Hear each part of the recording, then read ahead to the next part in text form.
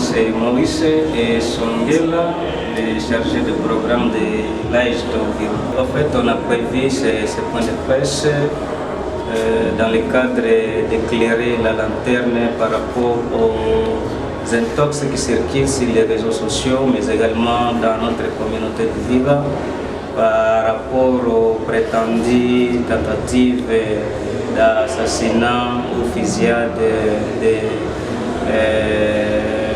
d'un sujet italien dans notre ville d'Uvira, qui fut notre partenaire. Mais on a voulu que les gens puissent comprendre le pourquoi et comment les choses se sont éclatées, en fait que nous puissions pouvoir enlever les confusions qui gangrènent notre population jusqu'à ce jour. Les confusions, c'est par rapport à un conflit qui oppose notre organisation AIGT Uvira et l'organisation italienne Incontro fra i Popoli, en sigle IFP, qui fut un partenaire de l'AIGT Uvira de longues années, que nous continuons toujours à reconnaître en tant qu'organisation congolaise. État organisation, nous travaillons en partenariat avec plusieurs partenaires, d'où on a été en partenariat avec l'IFP pendant plusieurs années.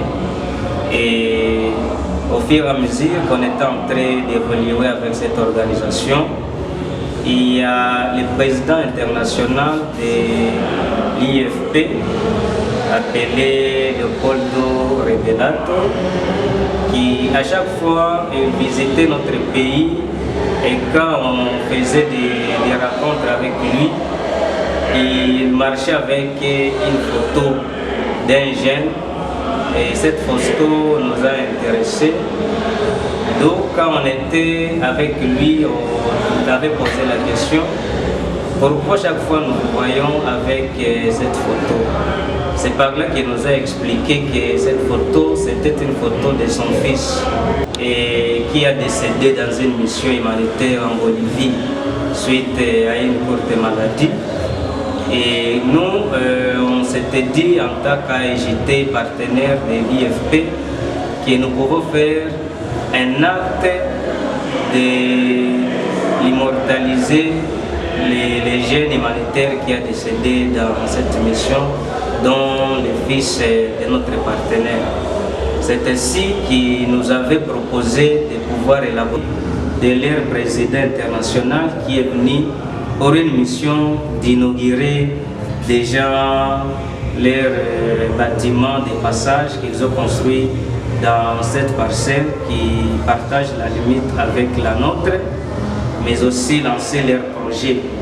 Ça, c'est leur projet tel que je l'ai dit. Nous, on n'est pas associés dans ce qu'ils font, ni de près ni de loin. Alors, c'était le jeudi passé où il y avait une grande masse de mamans qui bénéficient de leurs activités, qui étaient mobilisées pour l'accueil de leur président international. Lorsqu'il est arrivé seulement dans notre enclos, parce que c'est là où il y a l'entrée principale pour arriver dans leur enclos, soit de leur parcelle achetée et en pleine construction, il a directement donné l'ordre de continuer avec la démolition. C'est par là que nous avions sorti, parce que nous étions dans nos bureaux, nous avions sorti pour leur interdire et leur dire comment ils peuvent s'autoriser à démolir une fois de plus les murs, alors qu'il y a déjà les gouvernements, soit les instances qui ont stoppé cette démolition. Alors comme il y avait beaucoup de mamans, c'est par là qu'ils ont commencé à nous jeter plusieurs mots et tout comme ça. Et nous sommes partis directement à la police pour interpeller la police, en fait qu'elle descende directement pour s'imprégner encore de la situation. Alors on a fait même appel au niveau du parquet, où le procureur a envoyé lui-même les policiers, l'OPG Jacques, basé au niveau du rond-point, qui est descendu avec quelques éléments de la police pour stopper la démolition qui était en train d'être faite. Alors, quand ils ont stoppé ça, avant leur arrivée, parce que nous sommes à quelques mètres du camp militaire, quand il y avait trop de bruit, il y avait des militaires, des FARDC qui passaient par la route, qui ont vite vu l'envoyement des gens. Il y a trop de bruit dans notre enclos, alors que c'est un enclos qui est même fréquent. Ils ont dit que non, c'est comme si ces gens sont attaqués. C'est par là qu'ils ont entré dans notre enclos pour s'imprégner de la situation et stabiliser la situation qui était dans l'enclos. Alors après ça, ils ont juste stoppé tout ce qui se faisait comme démolition et après ça ils ont sorti. C'est ainsi que les policiers sont arrivés et ils ont aussi intervenu. Et d'ailleurs les policiers ont même ravi quelques marteaux de biré qui étaient utilisés par l'équipe qui est en train de démolir notre mur de l'enclos. Alors, ils sont partis avec ça comme des témoignages et jusqu'à maintenant, ces matériels sont gardés au niveau de la police. Curieusement, quelques minutes après, nous avions vu les militaires de l'auditorat venir dans l'enclos avec un mandat d'amener en disant que non, notre cordeau Pascal est déjà doit être arrêté pour répondre à ces faits. Bon, on a expliqué les militaires qui étaient venus, parce que nous lui avons montré que d'abord nous sommes une organisation, et lorsque vous nous amenez ces mandats, donc comprenez que nous allons répondre dans les heures de travail. Donc partez, demain notre cordeau sera à votre bureau.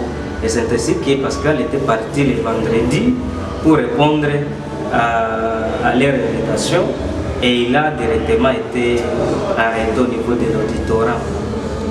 Le samedi matin, il y a aussi notre gardien qui a été arrêté par la police parce que le même jour, le jeudi, l'état-major a affecté les éléments de la police au niveau de notre centre pour renforcer la sécurité, on a compris. Alors, il y a aussi le gardien qui a été arrêté et pour des raisons que nous ne saurons pas peut-être justifier, on a compris que c'est toujours le même fait qui faisait arrêter parce qu'on était des cibles par rapport à ce que les agents de l'IFP et MKW étaient en train de dire, soit de partager comme information, non seulement auprès de la communauté, mais aussi dans les réseaux sociaux.